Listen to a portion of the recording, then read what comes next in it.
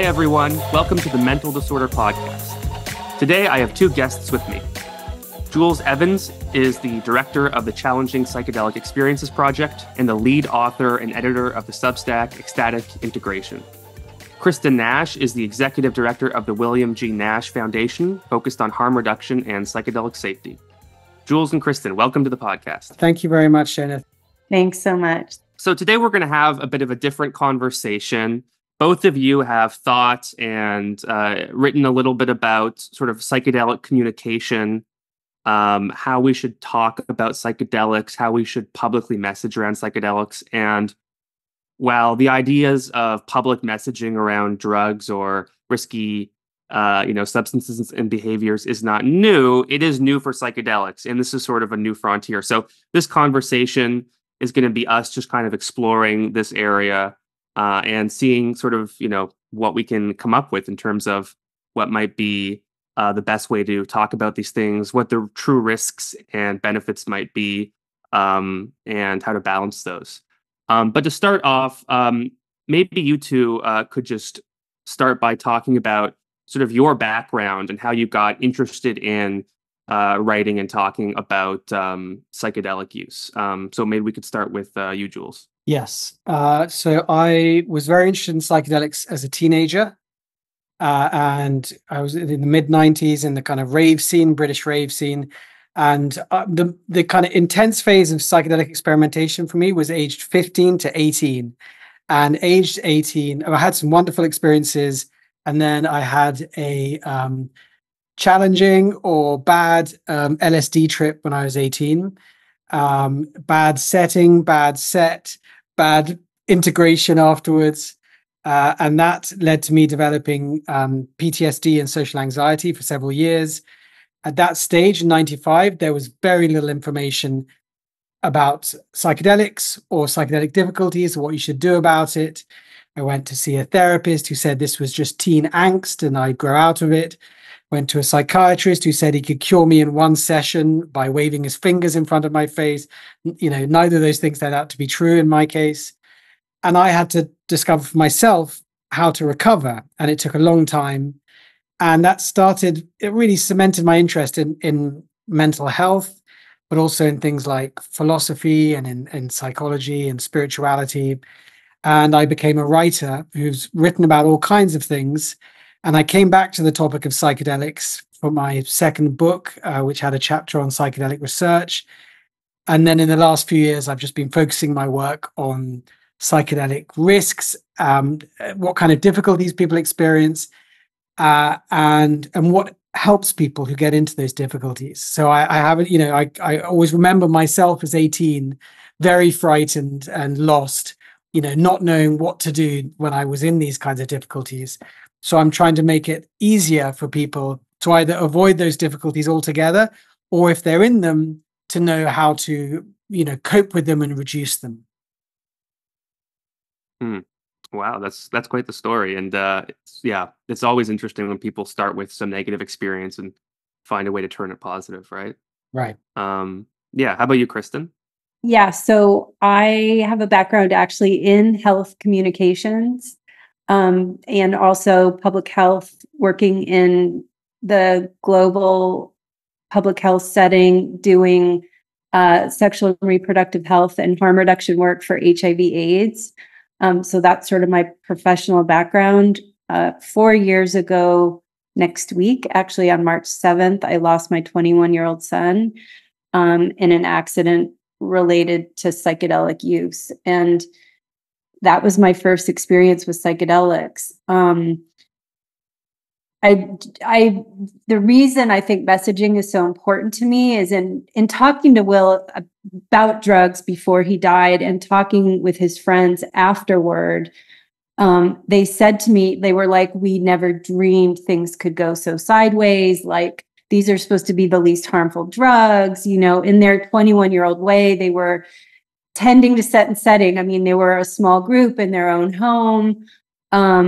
Will had taken mushrooms. One of his friends became sick to his stomach and was able to throw up. And Will became sick and was not able to throw up. And there was something his friends described when he couldn't get sick, like something triggered a psychosis, and he was terrified and out of his mind, and I mean, turned violent. His friends were scared for their own safety, and his called for help.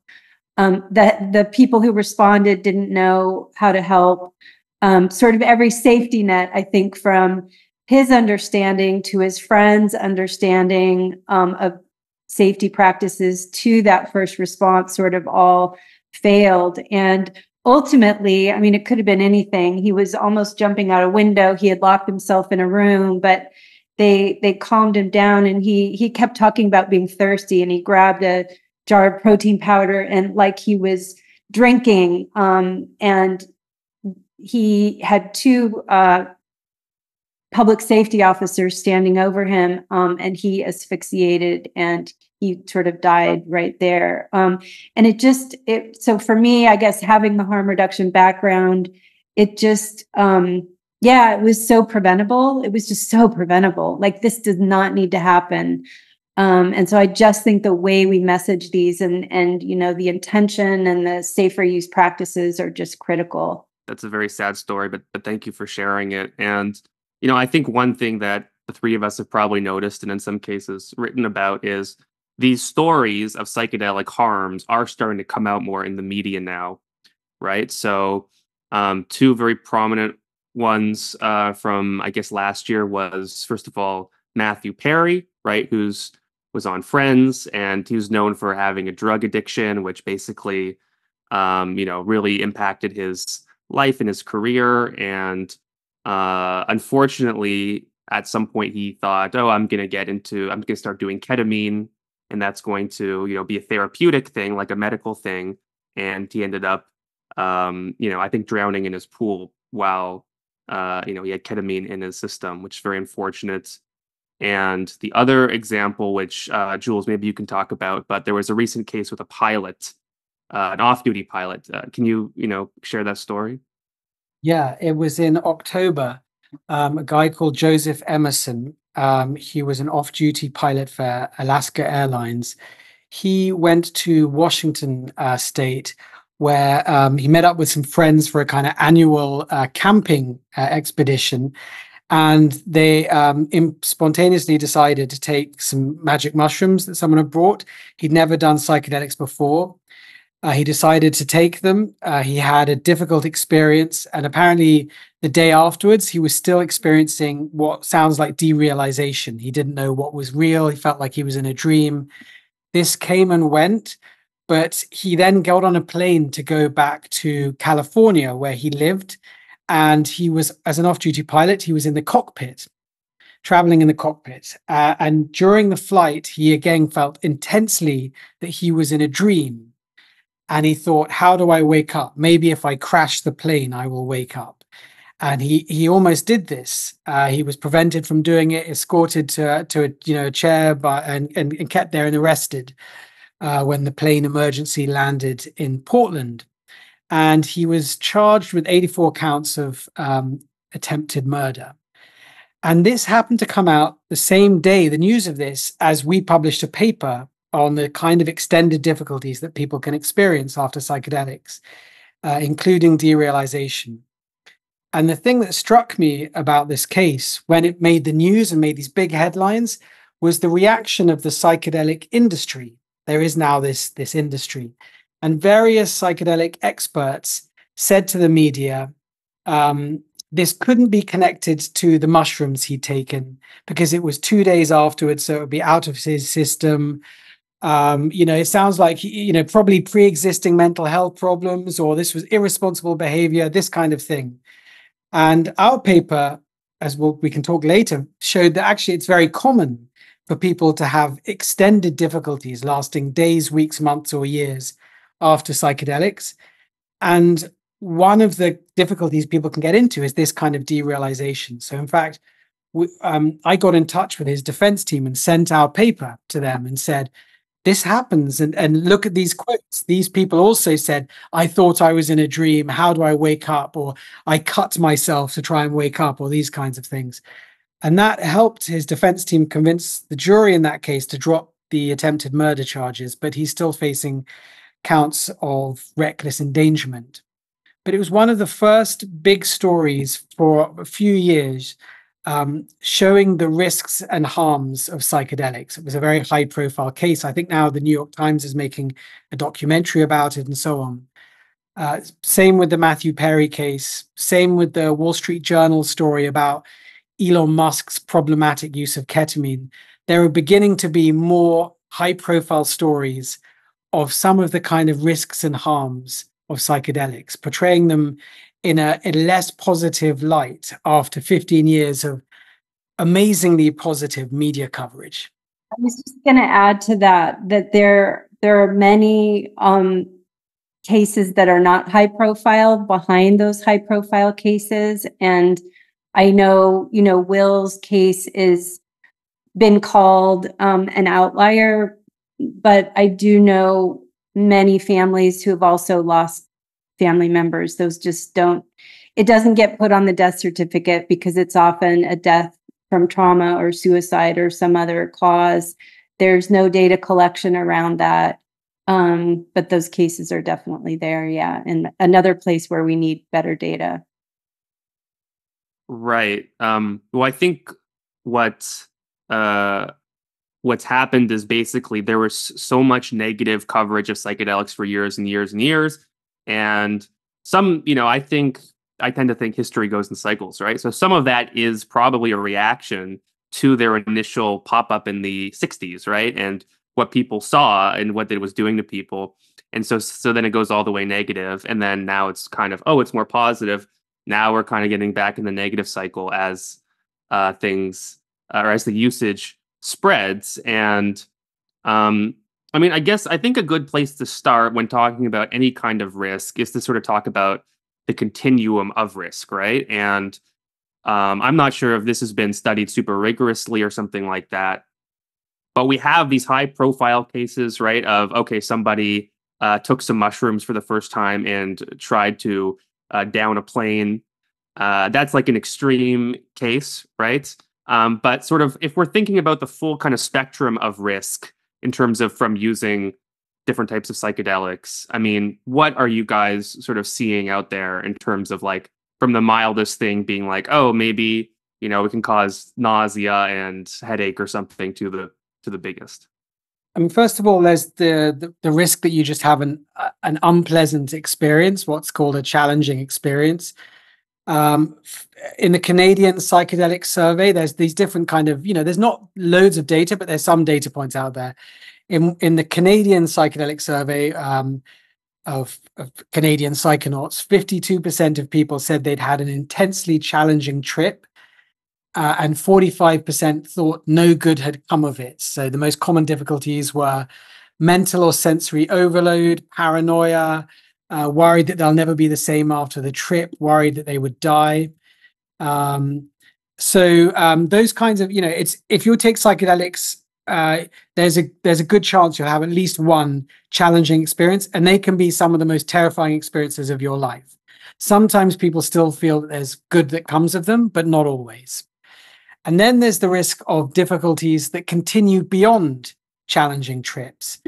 In one survey of naturalistic use of psychedelics, particularly I think psilocybin and LSD, 9% of people reported functional impairment lasting longer than a day, for which 3% of the total survey reported seeking medical, psychiatric, or psychological assistance, and 6% considered harming themselves or others. In a recent survey of Norwegian psychonauts, 23% reported adverse events lasting longer than a day. And for 4% of the total data set, they lasted longer than a year. So we did a survey last year just of people who reported difficulties lasting longer than a day. We got 608 people who responded. For a third of them, their difficulties lasted longer than a year. And the most common types of extended difficulties were increased anxiety. That fits with other papers, by the way. Feelings of social disconnection, like Who do I talk to about this? Who could understand this? Of course, we are largely a psychedelically naive culture. So we're having this profound identity shaking experience in a culture where it's not normal. Existential confusion. What the hell just happened to me? How do I make sense of it? Continued visual distortions. This is a bit similar to flashbacks. I mean, we can talk about this, but in the 60s, there was a lot of, fear about LSD flashbacks. It seems like flashbacks could be two types of things. One is what's called like hallucination persistent perception disorder, which is continued visual distortions, which affects lots of people after psychedelics, and some people find it very disturbing. The other thing flashbacks can be is people have been traumatized by their very bad, very challenging experience, and they get kind of activated. So on normal non-psychedelic PSD, you can have kind of flashbacks where you suddenly feel derealized, you get a panic response, and so on. So same kind of thing can happen with, psychedelic-related trauma. And then another final type of extended difficulty that comes up a lot is derealization and depersonalization. Then there are other weirder things, which are less common, but they do happen. For example, having visions of childhood abuse and wondering, did that really happen to me? Is that real? Do I need to confront my family about this? Feeling like you might be possessed or have some kind of negative energy that's kind of lasting. That's surprisingly common, especially with ayahuasca. And then you get things like psychosis-like beliefs, mania, and there may be some adverse effects that you might not think of yourself as adverse. For example, spiritual bypassing. You have a psychedelic experience and you go super spiritual in a way that's actually quite escapist and avoidant. Ego inflation, conspiracy thinking. And then finally, you might experience harm committed by others. In psychedelics, people are in very suggestible, vulnerable states. That's partly why they can be healing, because you're in this neuroplastic, suggestible state. But that can make you vulnerable to harm by others, intentional or unintentional. That could be sex abuse, financial abuse, cultic manipulation, or just incompetent facilitation.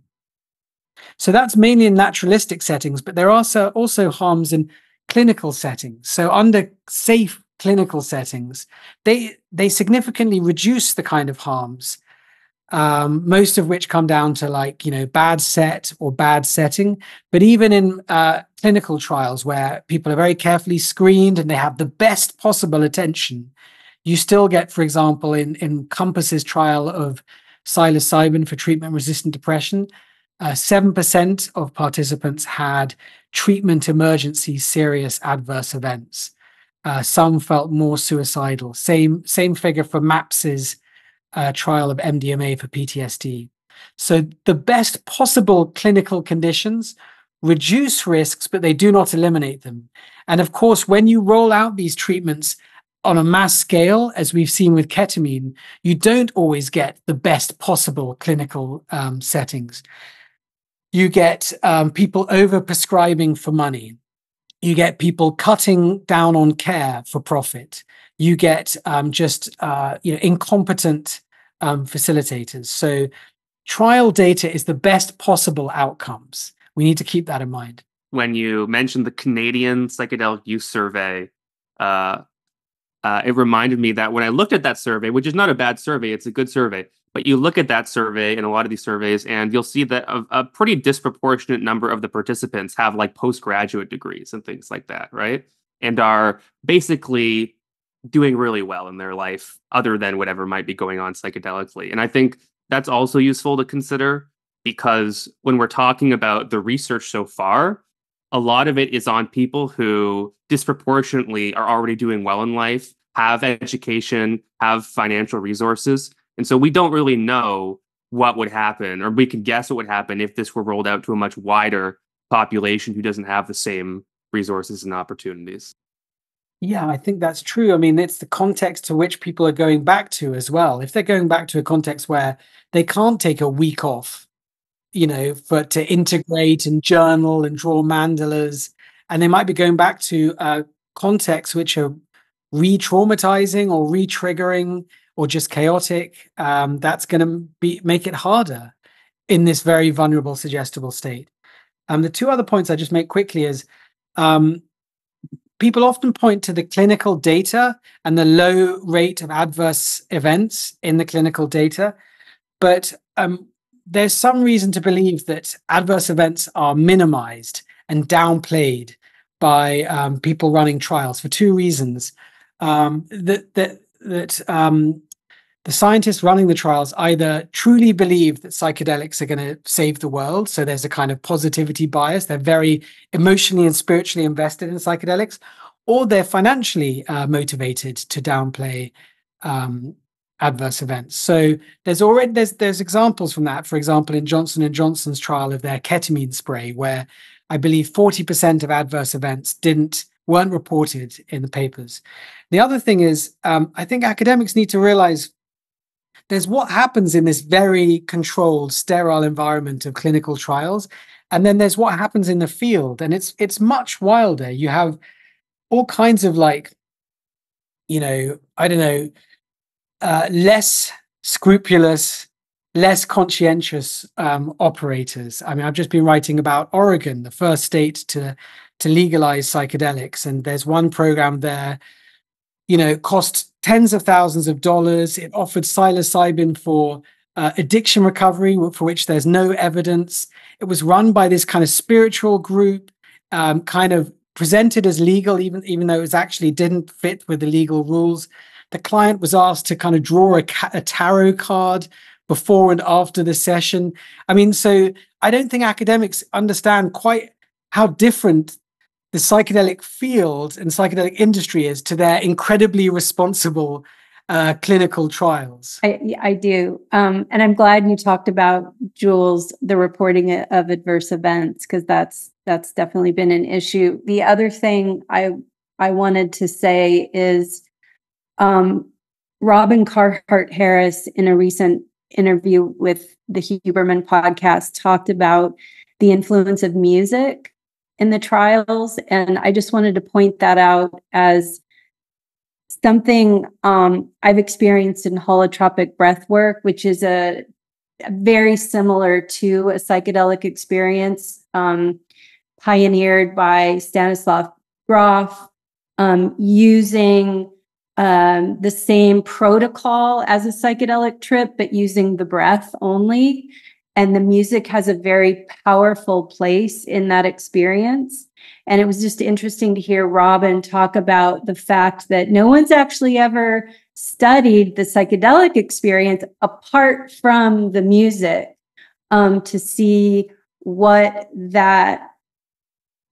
factor that might play. And because I have personal experience, I think that's sort of fascinating to point out. And then just another part of the research we need to know more on.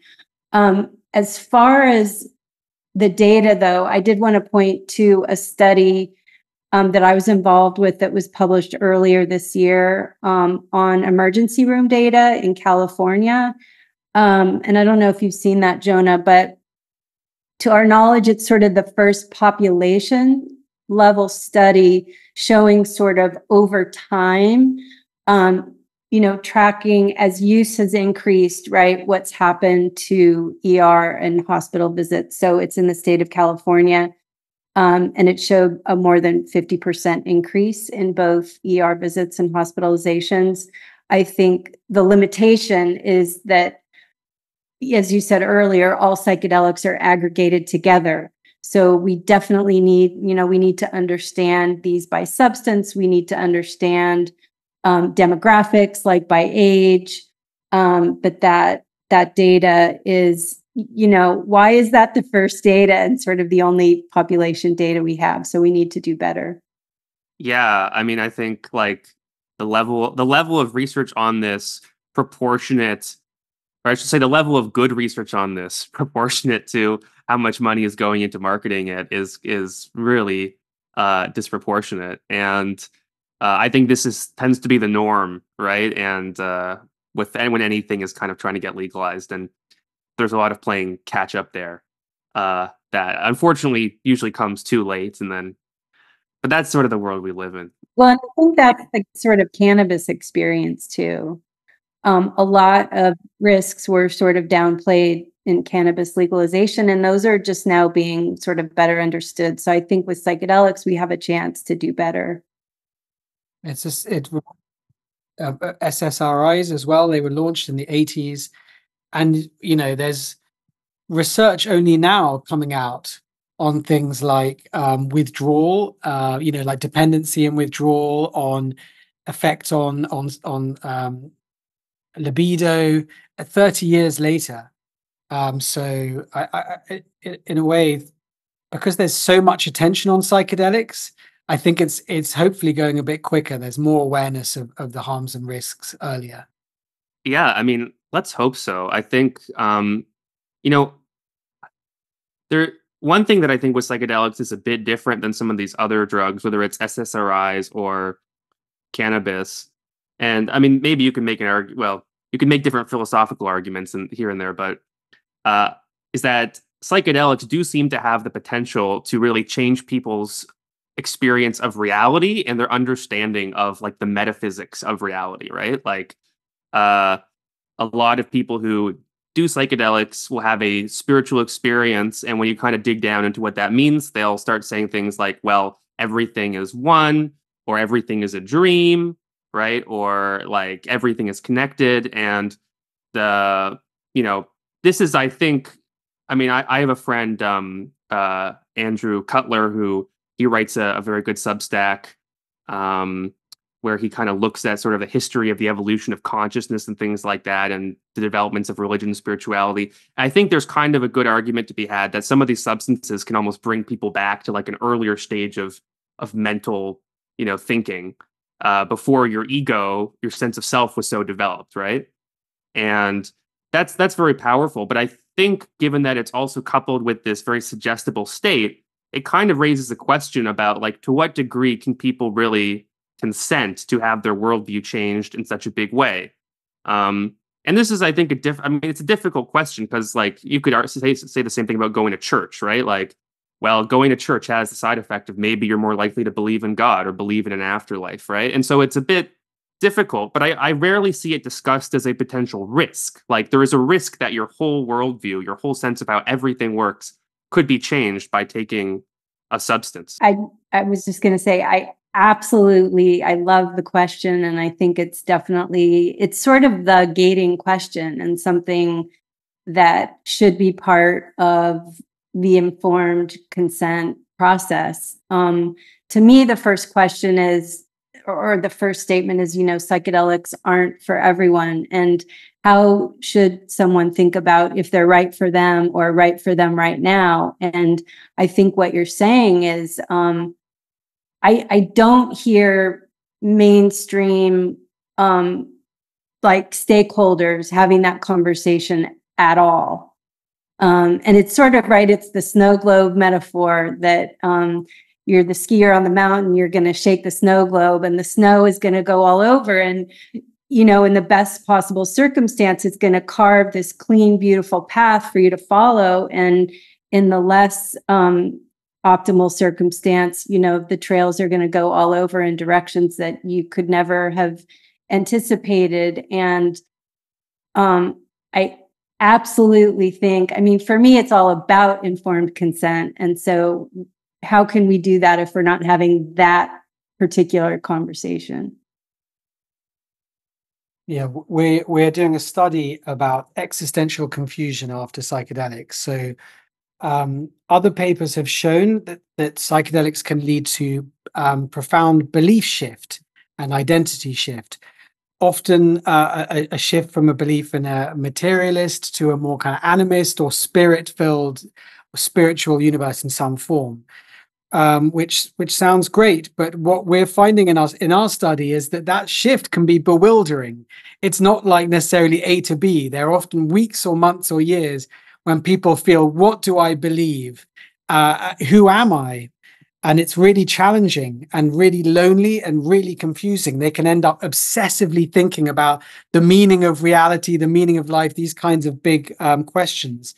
In our study, for example, one person began the pandemic as an atheist dominatrix and ended it as a trainee Buddhist nun who'd given up all possessions. Another person began as a very rationalist person in the US Air Force and ended part of a community of channelers, kind of spirit channelers. So these are profound kind of shifts. And as you say, it's how do we support that in kind of non-directive ways? How do we get informed consent of that? There was one participant in Compass. Compass is the biggest psilocybin therapy company, and they've done so far to date the biggest trial of psilocybin therapy. And one participant, she had a challenging experience which she felt completely transformed her identity and actually kind of tore apart her faith in God. So she doesn't feel she can go to church anymore because where was God during this experience? And I asked her, could she have kind of given informed consent to this psychedelic experience? And she said it would be very, very difficult as someone who's psychedelically naive to kind of to know what that would be like. There might be ways, though. She felt she wasn't given enough information about what a challenging experience can be like, or about the possibility of kind of extended difficulties afterwards. Another story, but so there are all these kind of cases. There was one person, he was a Yemeni immigrant to Canada. He was a doctor, very rationalist, very successful, and he self-medicated with psychedelics during the pandemic. And he had a kind of jinn experience. It kind of reactivated his latent cultural beliefs to do with jinns. And he thought he'd been possessed by jinns, like the Islamic word for kind of, demons or spirits. And this lasted for months. And he ended up sadly taking his own life. And so I think this is a real challenge for psychedelics and their capacity to be mainstream medicines. I think they can be like portals to these profound spiritual journeys of self-discovery. But how do you put on, the FDA is trying to think about whether to legalize psychedelics and what to put on the label. How do you put on the label of a drug may cause entity encounters, may cause, complete shifts in your metaphysics? That's why I think these may possibly, I might be wrong, but these may remain more kind of fringe alternative medicines. So it remains to be seen. I do think, though, there was that Atlantic article last year that talked about the plasticity and the fact that these can help you, rewire your brain, and that can be extremely positive and that can be very harmful. I do think there's sort of a more technical way that conversation can be had. Maybe we need to start having it. Yeah. Well, that's absolutely, in Europe, people are very keen to keep it secular. And I believe that mystical type experiences are rarer in Europe. Oh, but interesting. There's still people, like that's how the medical psychedelic world very much wants to keep out any mention of anything woo-woo. But nonetheless, sometimes weird stuff does happen to people. And what do? Do you inform them or just allow them to be surprised by that? The proponents of psychedelics will talk about you can change your mind, you will be more spiritual. It's all these positive things. And indeed, those things for many people are positive, right? Like it is true that people who are more spiritual tend to be happier, healthier, etc. It's like all these things can be positive, but they also have their negatives, which is to say, once you believe in, religion is really, or spirituality is really about the idea that there's something else other than what we're just seeing in our daily life. Once you believe that, there's going to be a positive to that, but there might be a negative to that, right? Once you believe in God, you might believe in the devil, or once you believe in heaven, you might believe in hell. And so this creates like a very different kind of world. And I also think there's I don't know if conflict of interest is the right term, but almost like conflict of perspective, where a lot of people who are in the psychedelic industry, who have been doing psychedelics a lot, they might already be bought into some of these worldviews. And it's like, the truth of the matter is it's metaphysics. You can't prove or disprove really one worldview over another. But But since they're already kind of bought into it and they're like, oh, this is great, this is how it should be, they kind of, I would assume, are less worried about other people having that experience and being brought into a similar state of mind. Yes. I mean, 2 points on the heaven and hell thing. You're absolutely right that the discourse has been entirely focused on heaven. And when the word psychedelic was coined by the British psychiatrist Humphrey Osmond, he said, to fathom hell or soar angelic, just take a pinch of psychedelic. But it's all the focus has been on soar angelic. It's all been on heaven experiences. But the flip side is also true. What was your second point, Jonah? Sorry, I forgot. My second point was just that there might be a conflict of worldview or something where the people who are already in the industry, they might already believe these things, or might, at the very least, they might be very comfortable with all these ideas. And so they might not be as worried about other people kind of being suddenly brought into this and their reaction. Yeah. So I was at this massive psychedelic science conference in Denver, and there was a talk about psychedelics and religious practitioners. A study at Johns Hopkins where they gave psychedelics to people from different faiths, and sure enough, they had a kind of Christian mystical experience or a Jewish mystical experience and so on. And someone stood up and said, I run a psychedelic church. We've got hundreds of followers. And they asked Roland Griffiths, one of the great kind of, sadly passed away now, great kind of researchers in this field. They said, what kind of metaphysics should we have for our church? And Roland Griffiths said, well, that's completely outside of my wheelhouse. But so what's happened is all this psychedelic research, which has powered this massive movement, is all focused on what takes place within the trip and maybe like a week afterwards and just the mental health effects. But the fact is that people have these experiences and then go and try and make meaning from them. And they go and try and find community.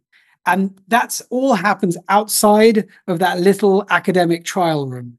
And we don't know what kind of communities they find. Maybe they struggle to find communities, or maybe they go to new age communities, which have all kinds of issues, with like wellness grifters, cults, and so on.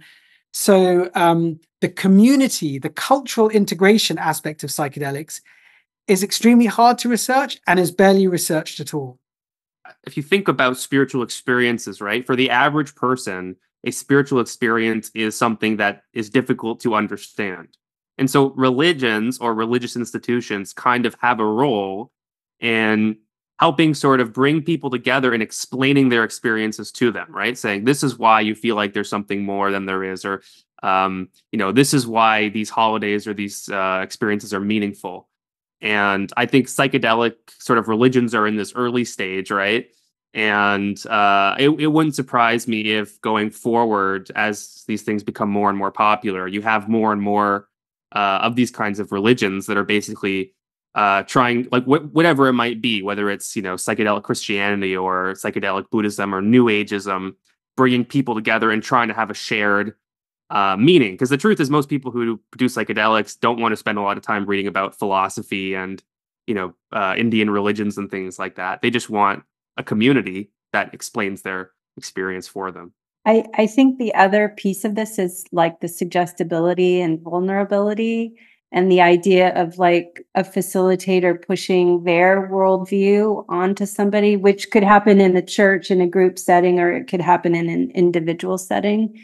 But I think that's a really important. I know the Berkeley facilitator training spends a lot of time on that, and I know they're training chaplains who are completely outside the psychedelic space to come and work together with guides, because chaplains are, that's what they're trained to do, to meet a person where they are in terms of, right, the client's own spiritual vocabulary and worldview, so that these chaplains can truly honor it from the client's perspective, like listening and then feeding that back. And I think that's not necessarily something that happens in most training sessions, and it's not necessarily a perspective that's brought by most guides. Yeah, that's a good point. Is like whoever is doing the explaining, right? If to someone in a suggestible state can have a big influence. Even the person you turn to after doing psychedelics for the first time or the second time, or whoever that might be, whoever explains it to you could leave sort of a big imprint on your understanding of everything, right? Of the experience, of the universe, of yourself. Well, you happened to watch the day before. I think they did an experiment where they gave people psychedelics after them showing them Disney films or something, and they had Disney influenced trips. So it might be what you happened to watch like 24 hours before. Yeah. Yeah, but it's interesting because I think often when people have those experiences, it's like it could be that simple, right? You watched a Disney thing, 24 hours before the end of the trip. A lot of people still think that's, they're being told by the universe or whatever like that. No, really, you do need to find your prince or like whatever the message might be. It's just such a suggestible thing. And it's, I mean, I don't want to, I'm not saying whether it's, your mind or not, but like if it is your mind, which often seems to be the case, then it's like, it's just you telling yourself what's already in your memory, but it feels so real to people. And yeah, I mean, that's an example where just being informed about that possibility would be great, right? Somebody says to you, you may experience messages that you think are the truth or the universe, but we can sort of tell oftentimes it's just your mind and recent memories. That might not be a bad warning label, actually. Don't act over hastily on any kind of messages you get. Don't take them as orders. Yeah, I think that's actually probably that would be step one, or maybe not step one, but should be up there in terms of messaging. One thing I wanted to ask is, so when it comes to, say, marijuana, we know that, for example, people with schizophrenia should absolutely stay away from marijuana. When you look into the sort of research behind it, there's all these questions around correlation, causation, etc. The best stuff that I've seen suggests a lot of it is correlation, but there is still a causal effect to some degree. And in general, it's like better to stay away. Is there any kind of research or folk wisdom or whatever about what kinds of people or like should stay away from psychedelics? What sort of risk factors might predispose one to have a really negative or harmful experience? I mean, there is more than just folk evidence. And I can give it to you for your notes. There's a great UCSF paper that has summarized the sort of known contraindications. And I would say we need to know more about these contraindications. And I think the list in this paper is not necessarily exhaustive, right? It's sort of what we know right now. But certainly people with family histories of psychotic disorders or bipolar disorders are at risk for serious adverse events. And Roland Griffiths, who Jules just mentioned, spoke about that really interestingly in one of his last interviews with Sam Harris, talking about the direct experience he's had in the clinical trial setting. So that's the setting that Jules described that is the most controlled, and having people who experienced mania sort of the day after dosing. So, and this was from Roland Griffith's perspective, these cases were concerning. So that's definitely one. But in the list are things like pregnancy, seizure disorders like epilepsy, previous heart attack or stroke. If someone's taking SSRIs, that's a contraindication. And other cardiovascular diseases. So I can't remember the entire list, but those are all contraindications with sort of research behind them.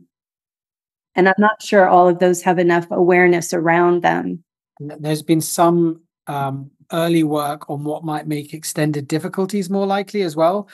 And it's also things like, I mean, bad set, like you've got, you take them in the midst of personal turmoil, bad setting, like, or just unconducive setting, like maybe you're at a festival or you're walking around a city or you're on your own, I think, can you make it more likely you get into a kind of doom loop. Previous mental health issues. Then there's some suggestions. It's still very early. There's only about 3 or 4 papers on this, but maybe younger age, higher dose. That makes sense. Age at time of first experience. So you might be older, but this is your first experience. That can make this hard. So, but we've yet to bring together these papers and try to say, okay, these are the factors that may make it more likely. Yeah, well, what I've found a little troubling is a lot of the therapeutic benefits that is sort of touted is, oh, this is good for people who have depression. And that has just never really made sense to me, because if you're a casual user, the thing they always say is make sure you're in a good headspace, like, make sure you're feeling great when you do this, and then you're going to have a great time. And I just think, okay, then why would you give it to people who are really depressed? That seems like an obvious sort of error, but seems to be the norm now in terms of how these things are being marketed as depression, anxiety treatments. It's amazing that more people aren't pointing that out, because that's a complete paradox. Yeah. Yeah, and it doesn't mean that it's not possible, that it is beneficial to some people, or that, there are ways through like a clinical setting, whatever it might be, to get around that, to relax somebody to the point where it's not an issue. And obviously it might be different for something like ketamine, which is more like dissociative, versus like psilocybin. But in any case, yeah, you would think that would be especially from people who are proponents of psychedelics, you would think that would be a huge red flag, but no. I think there's what the advice people give for naturalistic usage. Like if you're just tripping with friends or at a festival or in nature, like it might not be a good idea to do that if you have, really bad mental health at that time. It might be, you need some kind of guidance, and possibly a guide with medical training, which is quite hard to find at the moment. So like you're more likely to have a challenging, gnarly experience. But maybe the idea is that through that it can be cathartic. You can get to the root of issues. You can confront them. Perhaps it gives you an opportunity to process them, to shift things that have been quite chronic and stuck. So all that, I think, could be true.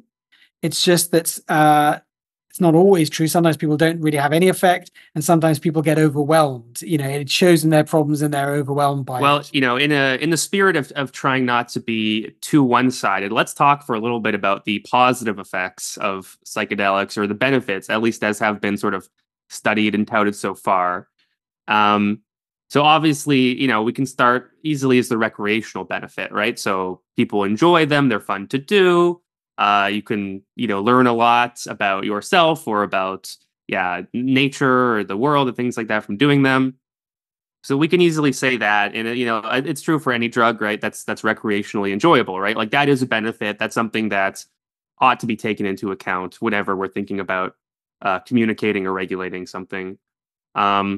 Some people would say there are spiritual benefits. And so we talked a bit about the spiritual downsides earlier, but you can also imagine spiritual upside, where someone who's been struggling with their faith all their life finally says, oh, okay, I finally understand, I believe. Or someone who is just maybe, a lot of people I think are very depressed by the idea of materialism and reality being soulless, and there's nothing there. And suddenly they're like, oh, there's something there. There's something going on. There's some meaning, some purpose. And that's, I think, a positive as well. Now, a lot of the push right now, though, is around there sort of being medical or mental health benefits. And I'm just kind of wondering, maybe you two can sort of summarize for me what is being said about the medical or mental health benefits, just in advocacy and research, that sort of thing. Well, and I wonder if we should start with what are what's known and the state of the research, because I think that's often exaggerated. So MDMA assisted therapy, so not just the substance, but the substance in that sort of type protocol with therapy, is under FDA approval for treatment-resistant PTSD. So that's great news, and that's exciting, and that approval could come this year. Psilocybin-assisted therapy for depression is somewhat behind, and I'm actually, Jules might know the schedule of when that application might come, but that's got fast track. I think maybe next year they anticipate that would go to FDA approval. But other indications, so for other mental health disorders and with other psychedelic substances, much earlier stage. So mostly small trials, sometimes in just a handful of people. You can go to clinicaltrials.gov is the best place to go, and you can input any mental health condition or any psychedelic, and you can look and see all the trials, but some of them have 20 or 30 people. just, determining safety. So I just say that because much of the research, and as Jules pointed to earlier, a lot of it is being done by private philanthropy. So there can be different interests there in terms of like how enthusiast researchers influence potentially results and how results get reported. So a lot of that is early stage, and we just have a ways to go. So I think we need to be very careful in communication. What mental health disorders are we speaking of, and what substances are we talking about? No, that's very fair and different. I've seen I shouldn't say a lot of, but quite a few trials of like ketamine and things, comparing it to different placebos and stuff. And there's been research on psilocybin for depression. None of the research I particularly found to be that convincing, but that might be different than the research on MDMA, right? Or LSD, which I don't even know if there really is like research on therapeutic LSD, or if there is, I haven't heard about it. I think there's more papers published and more research being done on psilocybin at the moment than any other drug. But I mean, the hope is that psychedelic drugs, including ketamine, which is kind of not exactly a typical psychedelic, can be fast acting and have a fast acting kind of rapid effect, reducing depression, reducing anxiety, reducing the symptoms of PTSD. And to some extent, that can be sustained as well. So the hope, the dream is that this is a quick acting, unlike SSRIs, which take a month. And you don't have to necessarily, is the hope, keep taking them. That that it was all done on this one dose of psilocybin or one dose of MDMA, which is obviously different to SSRIs, where people end up taking them for years and years. So that's all hopeful. Plus, in the case of mushrooms, they grow out of the ground, unlike SSRIs. So that's potentially exciting if you have kind of, well, there are mental health communities like a movement called Cluster Busters, and they all microdose with psilocybin and they grow them themselves. So that's pretty economically viable as well. So that's those are the hopes, and I don't want to stand in the way of promising treatments once we do what we can regarding learning about risks and side effects and trying to protect people from them. Yeah, well, I think my read of it so far, and I'm no expert, but I think it's plausible that if you took someone who was really, really depressed or suicidal and you gave them a psychedelic, I think it's pretty plausible that could bring them into a good mood and kind of, give them a new lease on life, at least for a little bit. I tend not to buy ketamine, when I've talked to people who have like used it or have been interested in that from a research perspective, a lot of them will say, well, after a certain, number of months, you don't even need it anymore. And like, you're good. And I'm very skeptical of that. But I think the thing is, though, it might be true it could be true that if you give somebody who's really depressed, like heroin, they might also feel better for a while, right? Or cocaine. And I'm just sort of thinking that it's possible that mind-altering substances can just make you feel better in the short term, which, if true, like that might be something that's good to have in our wheelhouse, but it's not necessarily a breakthrough innovation. I think you might be right with ketamine. It seems to be with PTSD to give a kind of short-acting high.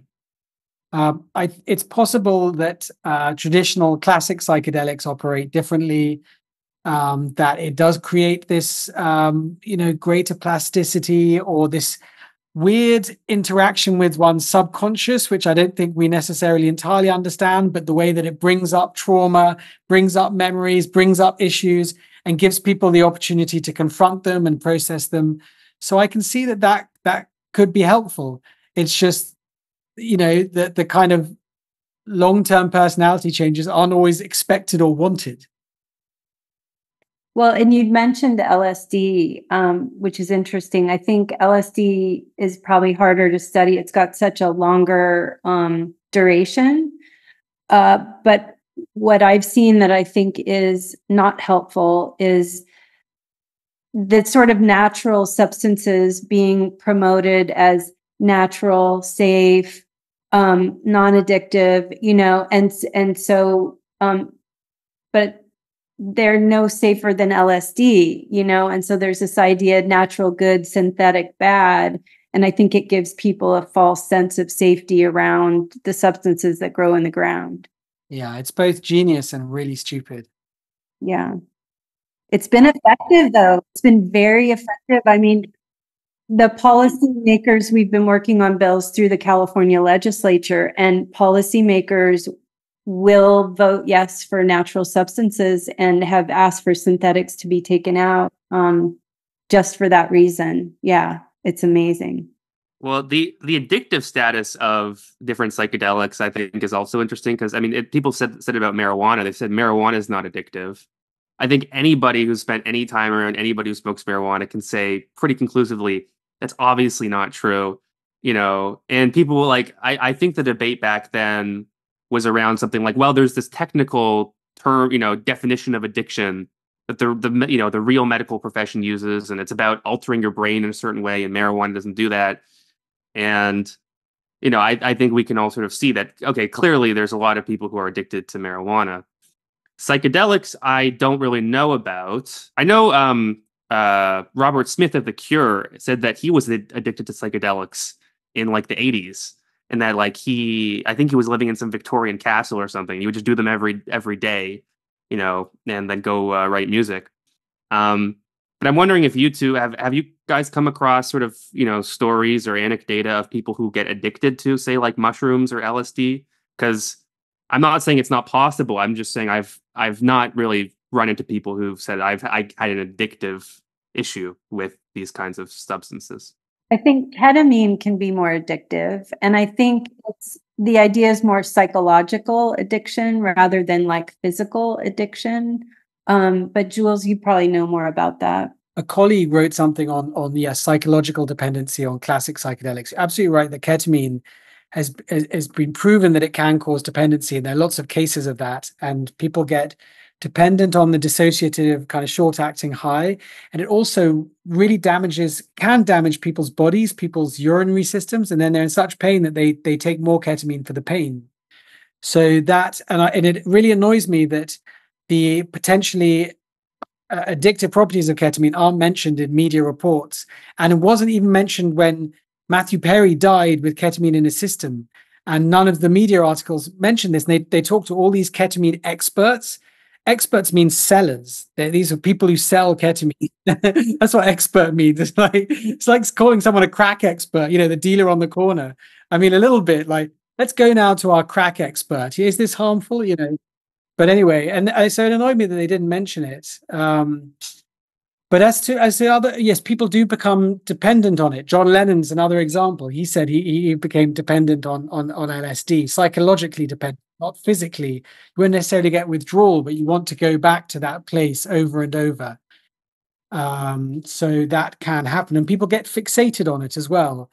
It was someone called Theodore Rorschach who coined the term counterculture in 1968, and he wrote in his book Notes on the Counterculture that psychedelics cannot open the mind, but actually narrow it. So people get fixated on psychedelics. It's all they talk about is their next psychedelic experience, their last psychedelic experience. And it actually doesn't lead to a kind of broadening of their perspective. So you certainly see that in psychedelic culture sometimes. There was some Twitter personality, one of those like cartoon character avatar people, pseudonyms. I don't remember exactly. I think it might have been Owen Cyclops, who I think he's some Christian Twitter personality. But he wrote something similar a while ago. He said, people from all kinds of religions and backgrounds, once they get on the psychedelic, suddenly their worldview starts to look very similar. And is that really mind opening, or is it really you're now sort of slave to this particular worldview? Now, I think the psychedelic proponent would say, well, that the reason that happens is because people realize this is correct, this is true, and they can then explain it to you. But I do think that is certainly worth thinking about in terms of messaging or marketing. Is this really opening your mind, or is it something that is going to give you more of a fixed worldview, and may kind of interfere with your ability to quote unquote think for yourself as opposed to enhance it? I'm so not convinced by kind of psychedelic religion, which some people are very excited about. The idea that you can only connect to God through psychedelics, and that we're all going to convert to a kind of drug-based religion, I find a dismal prospect. It's interesting because I think I think some people are kind of born and they have a natural sense of connection to God or something, that they have a sense of, oh, there's some purpose and order to the universe. Then there's other people who have no such sense. And I think for that second group of people, the psychedelic experience is suddenly they get a glimpse of what that first group of people is talking about. But what often happens is then they think, oh, well, what you're talking about isn't even the real thing. It's what I'm talking about that's actually the real thing. You have a vague kind of impression of that. And yeah, I mean, the truth is, I don't think anybody really has, the authority on these matters. And the authority is something that's kind of worked out socially, right? But there is a kind of arrogance or ego inflation that can go with that. Yeah, fundamentalism. My route to the sacred is the best route and the only real route. Yeah, you're absolutely right. That's what it is, right? Well, okay, so we've talked, I think, a good amount about what the risks are at different sort of levels of risk. We've talked a bit about risk factors and what some of the benefits might be. So let's sort of close this out by talking about how we should actually communicate and talk about these things, because I think this has been a great conversation so far.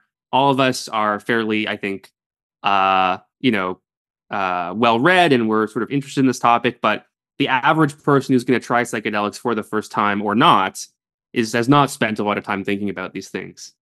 So maybe we should just start with, the background is kind of like, what is the current state of communication? What is the message out there right now that needs to be sort of at least moderated? I was just looking back at some notes from exactly a year ago, and I went to testify in the California State Senate Assembly Committee on SB 58, which was the bill last year to legalize certain psychedelics in the state of California. And the author of the bill stood up and said, these don't cause any reasonable harms. They're not addictive. Why would we not legalize these? And so I got involved last year. I just wanted to see a balanced conversation. And so flash forward a year, we're working with the author's office and we're working with the people doing the messaging around the bill. Now it's early days, but the conversation in California has shifted. Now, baby steps, right? Those are really incremental because there's still the default is to talk about these as a panacea for mental health, right? Broadly, psychedelics, mental health solution. And so carefully we're bringing more nuance to the conversation, right? What substances, what disorders, what's the actual state of the research? And we're talking about possible risks and safer use practices, which to my knowledge, well, I know wasn't done in Oregon or Colorado in those campaigns. Those campaigns very much promoted, it was really drug promotion, promoting the benefit without sort of any contextual discussions whatsoever. So in California, that's what we're trying to shift, and the parties have come to the table. So we'll see how that actually goes. So I share that because I am seeing a little bit of a shift. And I think more, Jules, what would you add in sort of the broader media landscape? Well, I think it's very notable. Kristin's working basically on the first public education campaign that about the risks of psychedelics. As far as I'm aware, the first public health one. And there's been very little messaging on the risks, and only by pretty small organizations. I would say, what is the state of the public understanding of psychedelics? Kristin would know better than me. I think you have a large portion of the population who still think psychedelics, forget it. The kind of the lingering effects of 60s prohibition, 70s prohibition, or I would also say it's not entirely wrong. Some kind of common sense there as well. They're risky. I might go crazy, that kind of thing. But then you have a kind of literate audience who, guided by outlets like Netflix, on the mainstream media, who probably have been fed a diet of the last 15 years of the incredible benefits, the new science of psychedelics, and they probably think psychedelics are the new frontier for mental health. And maybe if you're desperate, hey, maybe you could self-medicate and just get them online. And so when you look at at things like how psychedelics are talked about on Joe Rogan's podcast, the most popular podcast in the world, or how they're talked about on Netflix series like Have a Good Trip or Fantastic Fungi or How to Change Your Mind. It's really almost entirely positive, with usually maybe a sentence or two of, yeah, you shouldn't really do psychedelics if you have a family history of psychosis, and that's about it. That's kind of my feeling is there's a long way to go, and it's very challenging. We're just beginning to think about how do we communicate the risks of psychedelics, and that's very hard. You can have a public health campaign. How do you communicate to who are the most at risk? Maybe it's young people, maybe it's first time users. How do you reach them? I've spoken to people who had really extended difficulties after psychedelics. They said, I looked at the first 10 pages of Google on psychedelics. It was all positive. There's very little. I don't think there's any messaging yet from public health bodies like SAMHSA, like CDC. They're not in the game yet. They are in the game on cannabis, not on psychedelics. So the field is wide open to the boosters of psychedelics, to the true believers and the profiteers. And then there's people like Kristin and a few others just beginning to try and put out a more balanced message and having a good impact, I think. So I also agree that the conversation is shifting and has shifted in the last year or so. And I guess I would point, Jules, you were at the Psychedelic Science meeting last summer, and I think that may have been the first time at a meeting like that where luminaries in the field, Bob Jesse and Michael Pollan, had a discussion on the stage about sort of tempering the hype. So that happened. And my experience of people like that, sort of leaders in the field, is that people are realizing that hyping these substances without context is actually counterproductive, that people will be harmed. There will be stories like Joseph Emerson and the Alaska Airlines flight, and that's not good for anyone. And so I think that's why in California we've been able to come together actually with New Approach, the political action committee that's been behind Oregon and Colorado and California, that they're sort of seeing that long term, we need to sort of have more responsible, ethical communication. So part of that is, I think, getting the key stakeholders to just kind of shift the way they're talking about it. So a lot of it is not necessarily like putting out new messaging, and I'm not trying to be that messenger at all, right? But it's trying to facilitate more balance from some of those key voices. And I do feel readiness and openness for that. That's part of it. And then Jules mentioned the public health campaign. So part of the bill in California will set up a public-private fund. And what we're doing is putting together a request for proposal for communications partners to actually do a widespread public health campaign like the designated driver campaign in the 80s that really permeated culture, and I think the biggest vision would have it written into like TV scripts and Netflix and messaging to pediatricians and first responders. And do you know what I mean? And again, not necessarily just focusing on the risks, focusing on the benefits too, right? But holding both in balance is really what we're trying to do.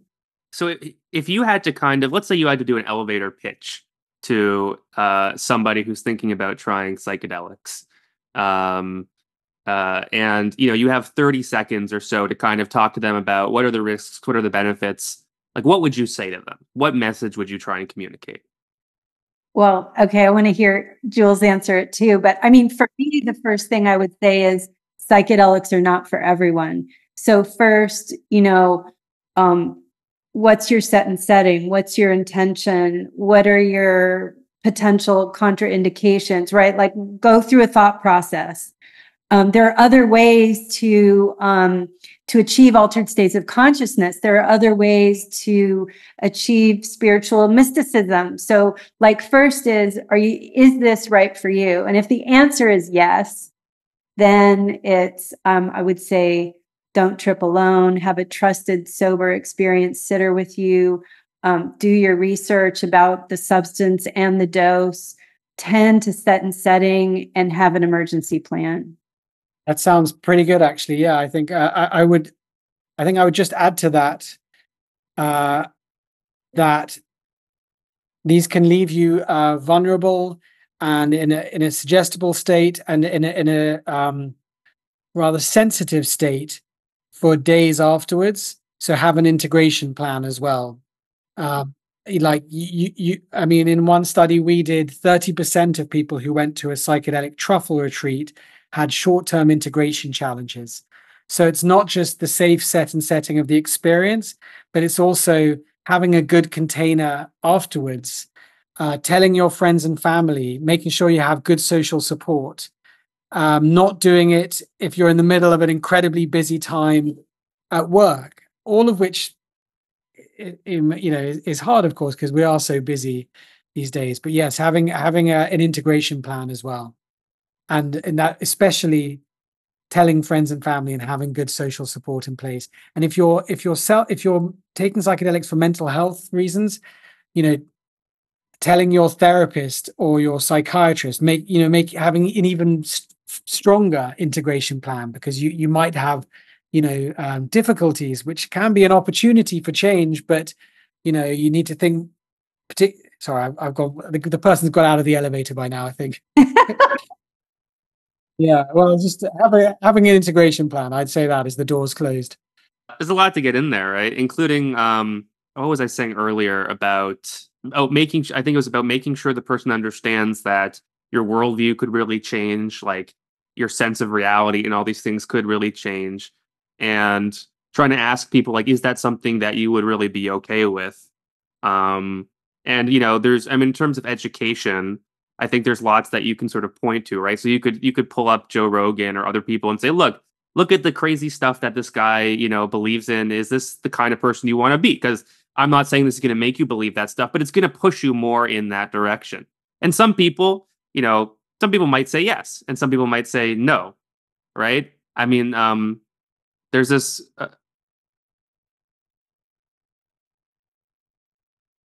I think, yeah, are you up for that? Is that something you really want in your life, right? And it's like, I think if you're at a state in your life where you can afford to, you have the time to think about that stuff, to integrate, to seek out, people who maybe have answers, and okay, then great. But it's not like you don't want to be worried about suddenly, oh my God, am I going to go to hell? Well, you have to, work your 9 to 5 and take care of your family and do all this stuff. One thing that really worries me is the mental health kind of angle on all of this. From like an ethics point of view, I think there's a very reasonable conversation to be had about should, recreational drugs be legal or not. But what really worries me is just when we tout mental health benefits or medical benefits, whatever it might be, of substances when they're really not well defined. And I think, you can make this criticism of many existing mental health treatments. And in fact, I often do, right? And it's like, this is a bigger issue than just psychedelics. But a lot of people have written about how the mental health discourse is the way they open the door. And then they get through there. And what worries me more than anything is somebody who needs to like talk to a therapist or maybe needs to be on, I don't know, like a mood stabilizer or something. They end up thinking, okay, well, what I really need to do is, do a bunch of mushrooms, and that's going to solve my problems. It's like, you probably need more stability, not less at this time in your life. Yes. Well, particularly veterans. I mean, they've been the way, the what's the word? The marketing maneuver that the psychedelics industry has come upon. Maybe it was the same with cannabis. Is these are good for traumatized veterans. They deserve it. A veteran kills themselves every hour, is it? Again, you go on Reddit and veterans groups of Reddits, you do come across lots of people who say, I've been helped by ayahuasca or ibogaine or magic mushrooms. But what surprises me is there's no support, safety net for veteran communities. These are traumatized people, and these are often armed people as well. And there have been 2 instances in the last 12 months of veterans who went, took magic mushrooms and then shot people. So the messaging there seems to be crucial about be careful, do it in a safe container, do it medically supervised. Have an integration plan in place. Don't do it with firearms anywhere near you. That sounds pretty reasonable. I think a lot of what you guys are saying is very, very reasonable. And I don't think, I think if you talk to even a proponent of, widespread psychedelic use, I'm sure many of them would agree with you. And they say, well, yeah, it's of course reasonable we should talk more about the side effects, stuff like that. And then maybe they would say, we just haven't been doing that because we're not at that part of the conversation yet, right? Something like that. That's right. Well, I mean, so as Kristin mentioned earlier, the main funders for psychedelic research and for psychedelic decriminalization and legalization efforts have been this incredibly influential small group of millionaires and multimillionaires and billionaires called the Psychedelic Science Funders Collaborative. There's hardly any articles written about them or about the people in it, but it's people like Joe Green from Facebook, David Bronner from Bronner's Soap, the Jurvetsons, the Cohens, Steve Cohen, Elon Musk's sister-in-law, and others. And they didn't want to talk for years. They didn't want to talk about harms because they felt they had such a task ahead of them to kind of get these drugs accepted. But I think they now feel kind of that their movement has been so incredibly successful that they can now afford to talk about harms and to invest in research on harms. And Kristin's been working with this group, I think, that that they also behind this new approach movement. So so I imagine how's that been, Chris? I'm very curious. How's that conversation been? Have you seen a kind of shift away from kind of, they're not just utopians, they're not complete true believers, they're open to kind of a more nuanced conversation? Yes. I would say yes. I think the proof will be in how the public messaging portion goes. And it circles back, Jonah, to what you were just saying about sort of still messaging these as a mental health panacea, because in reality, the bill in California is a regulated access bill. You don't have to have a diagnosis. In truth, it's a harm reduction bill, right? The idea is that people are using these in increasing numbers. Let's create safety structures. Let's get training and licensure, places where people can go to use these for any reason safely, where they'll be screened, they'll be prepared, and they'll be supported with integration. So the California bill is a regulated access bill. It's not a therapy bill. And so that's where there's some tension, because it's the mental health messaging that I think people believe is going to get these bills passed. Even, right, we're saying we know we're ahead of the research in that conversation. So that's, maybe we can have another conversation in a year and I can say more about how that went. But I'm definitely trying to push back on that hype, because I don't want people with severe mental health issues thinking they can access through the system, the same level that they're going to get once these are FDA approved through that protocol. One of the messages you often hear is 10 years of therapy in a night. And I think it was at Psychedelic Science, there, like Bob Jesse, who's a kind of rather more thoughtful figure, in the scene, said, we need to stop hearing people saying 10 years of therapy in a night. And then the next session, a MAPS board member came over and said, this is on the stage, this is 10 years of therapy in a night. So you hear that a lot. And I think one of the participants in the Compass trial who had a challenging experience and felt briefly more suicidal, felt suicidal ideation, but then kind of came through it and feels better. She said, well, rather interesting thing, that you should think of psychedelics as more like exploratory surgery rather than 10 years of therapy. Like, it's revealing things. It can reveal things which can be very difficult. It can be very kind of traumatic rather than just curing them like that. So it can be the beginning of a healing process rather than the end of it. Theo Vaughn, who's another comedian, very successful, sort of similar to Joe Rogan. He talked on his podcast about his ayahuasca trip, and he was comparing ayahuasca to DMT and that kind of thing. And I think he said DMT for him was like being at like a hell carnival or something, and just, it was very freaky and weird. But he described his ayahuasca experience as, he said it was like, it's like all the wood is chopped, and the question is just how much wood do you want to put on the fire? Like, all your issues are just right in front of you, and the question is just how much time do you want to spend going through all your issues? And I'm somewhat of a critic of the kind of mindset that's very popular now and has been for a while, of like every issue a person has is something that should be explored and sort of treated and interrogated. Because if we think about people as the sum of their experiences, then of course many of those experiences are negative. But when you take out all those experiences and treat them, you just sort of just destroy yourself. And you can end up in sort of a neutral zone of like, I'm just at one with the universe or whatever. But I don't think there's any reason to actually think that's good for the person, good for society. And so, yeah, the idea of like, oh, we're just going to expose everyone's most vulnerable wounds, and then they'll sort of, either deal with it through more psychedelic use or through therapy or something like that. I just think it's a terrible idea for society. And yet it's packaged in this emancipatory, liberatory message of you're going to heal all your trauma, which is total nonsense. I don't know. That's romanticism. That's the 60s. You're going to discover your true self. It's very powerful in our culture. I don't know. Like the idea of trying to face one's issues, that seems to be okay. But you're right, it can be a kind of endless thing. The endless language of healing, and it can be kind of an overwhelming discourse in wellness culture. Like, everything is healing. You're always on a healing journey. And after a while, like, there are other things going on rather than just your personal healing. I would just say that to be human means to suffer. And I think people don't like to suffer. And so I guess as someone who's worked through a lot of grief, to me, you just have to be comfortable in the discomfort. And there's no way around that.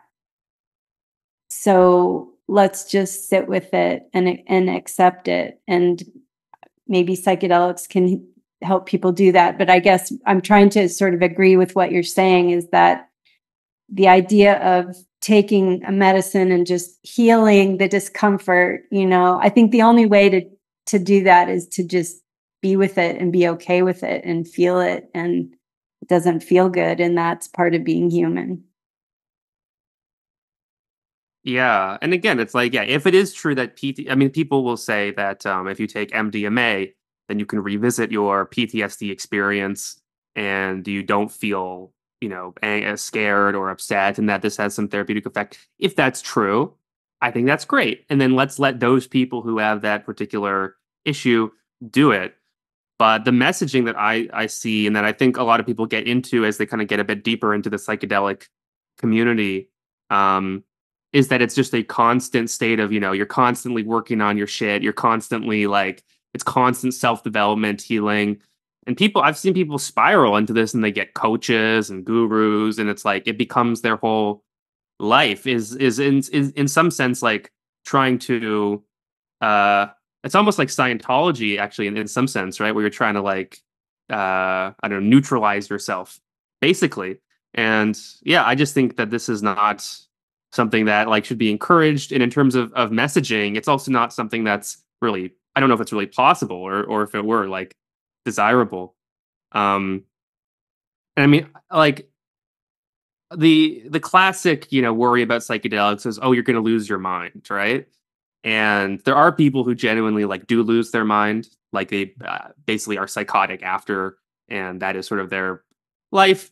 But there's sort of a continuum of that, which I think exists. And, along that continuum is a certain type of person who their worldview gets actually narrower and in some sense more focused, even though they say, well, I'm just the universe. This is just everything.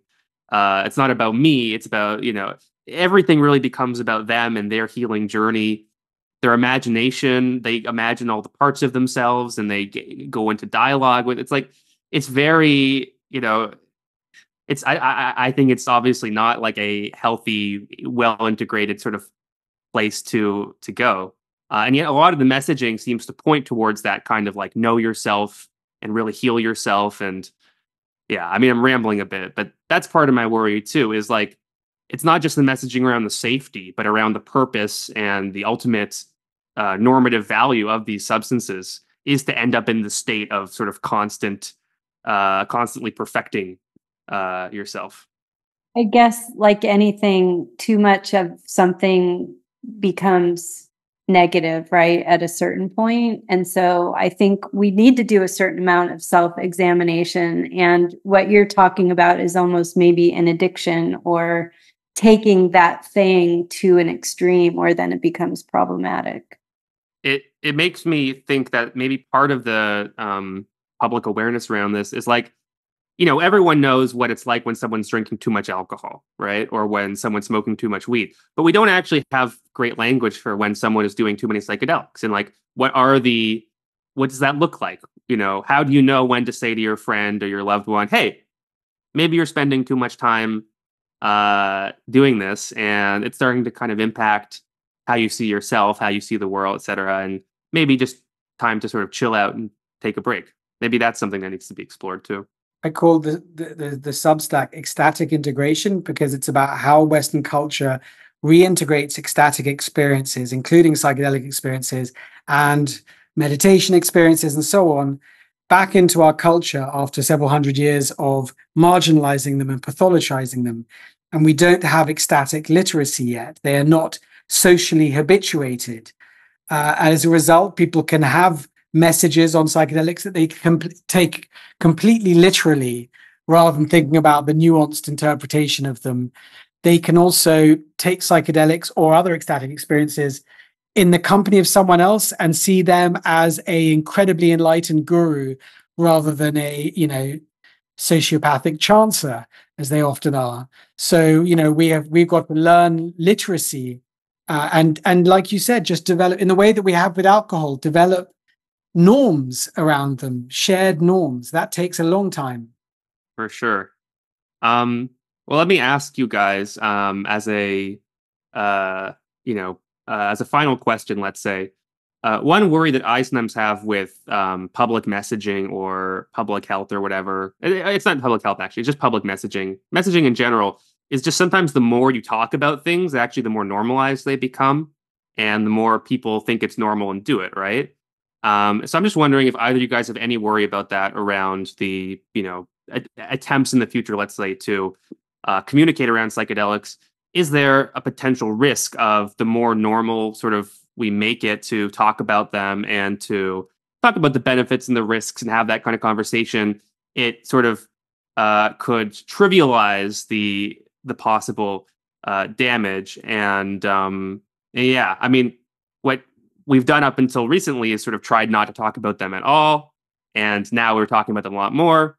And yeah, I'm just wondering if you guys, think it's sort of, we've already kind of passed the point of we can't talk about them, or if there's a potential risk there. Well, I would say that the goal is not to talk about them more. They're already being talked about. So the goal, like I said, is to like shift the dial so that the conversations that are happening will happen are more balanced. That's the ultimate goal. If we have to seed that with, more information and education, I think we need to have these conversations you raised so many points today. I mean, what was the one you just said about maybe, the idea of maybe you're using these too much, right? These are all conversations that need to be had. It's called Harm Reduction 101, right? And just say no, NO didn't work. And now we're just saying no, KNOW. And so the one other thing I want to add about norming is that part of what we can do is have a norming campaign where we're actually talking about, while rates have skyrocketed, the overall percentage of people doing this is actually quite small. Like, that's probably a conversation we should remind people that it's not like all your neighbors are doing this, right? It's like 6% of adults in the last 12 months. I don't know if that's the right data, but are doing it. So I don't see how, from a public health perspective, having these conversations is going to lead to more use. And, ideally it leads to more, the safer use of the use that's happening. Yeah. I would add that there is a conversation happening in the US, which I'm somewhat outside of, but I observe, around harm reduction as a discourse, and particularly around opiate harm reduction. And I don't know if you both probably saw the interesting article in The Atlantic saying that, there's been such an emphasis on destigmatizing drug use, but stigma may have a role to some extent, as in stigma is a shorthand for warning about harms. So I don't know. I think we're in a way, when it comes to psychedelics, we're quite a long way from stigmatizing them. We're almost kind of over romanticize them. Like everything's a medicine. Ketamine's a medicine. Like you can't say the word drug. It has to be a medicine now. But I'm okay with reducing stigma, particularly if it stands in the way of people getting help. Like, I did not talk to anyone about my difficulties after psychedelics when I was a teenager because of stigma around drug use, but also stigma around mental illness. So I'm very anti-stigma if it stands in the way of getting help. But that does, I think I agree with the point you're getting at, Jonah, is that we also need to be real about harms to ourselves and others that drugs can cause, psychological harms and moral harms. I think we may be at a risk of seeing drugs as a kind of fundamental part of the good life, and I don't think they are necessarily. Jules, Kristin, I want to thank you for this conversation. I think it was really fascinating, and more people should be having these conversations and thinking about ways to both talk about these things and educate people about them. I just want to thank you both for coming on the podcast. Yeah, well, thank you for making space for the conversation. Yeah, thank you very much, Jonah. Thank you, Kristin, as well. Awesome. Yeah. All right, take care, guys.